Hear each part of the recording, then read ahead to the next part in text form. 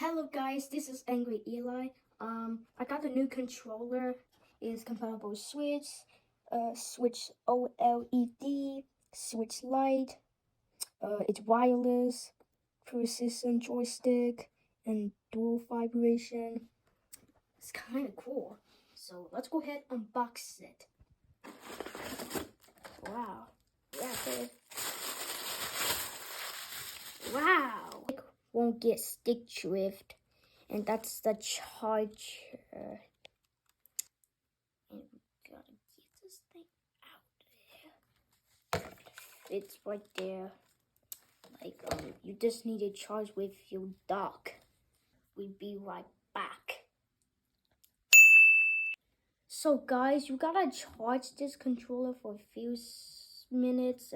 So you gotta go settings, go grip, and go there.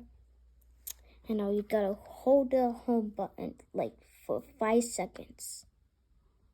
And then it will blink so fast. And now it's connecting. It's wireless after all. And now I could play my favorite game. It's finished. Please make sure to like and subscribe my YouTube channel. See you next time.